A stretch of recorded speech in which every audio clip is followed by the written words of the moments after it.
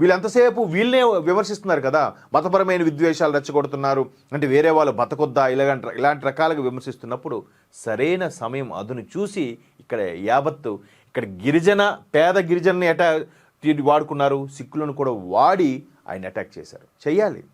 దీని మరల రాజకీయ రంగు పులుముతున్నారు అనే వాళ్ళు కూడా ఉన్నారు. కానీ పరిస్థితులు చేయి దాటిపోతున్నాయి. మీకు మనసులో ఎంత కుళ్ళు ఉండొచ్చు, మీకు విద్వేషం ఉండొచ్చు, కానీ రాష్ట్రపతికి ఏదైతే గౌరవంగా ఆమె ప్రసంగానికి ధన్యవాదాలు చెప్పి నెక్స్ట్ వెళ్ళండి, మీరు నెక్స్ట్ అటాక్ వెళ్ళండి. అంటే ఇంకేమీ చేయలేక మీకు ఎలా చెప్పాలి, ఉత్తరాదిలో కూడా ఒక్కొక్కటిగా రాష్ట్రాలన్నీ కూడా భాజపా కైవసం అయిపోతున్నాయి. గత సంవత్సరం ఏర్పడిన 4 రాష్ట్రాలు ఏది రాజస్థాన్, ఒరిస్సా ఏవైతే ఉన్నాయో వీటిలో కూడా అలాగే జరిగింది. మొన్న బీహార్లో కూడా మరలా కూటమి వచ్చింది, అంతకుముందు మహారాష్ట్రలో కూటమి వచ్చింది, అంతకుముందు ఆంధ్రప్రదేశ్లో కూటమి వచ్చింది. ఇవన్నీ ఎట్లా? ఒక తెలంగాణ, ఒక కర్ణాటక లిమిటెడ్గా ఒక వేలు మీద చెప్పొచ్చు, లిమిటెడ్గా ఒక 4-5 రాష్ట్రాల వరకు కాంగ్రెస్ ఉంది, మిగతా అంతా కూడా ఏంటి పరిస్థితి?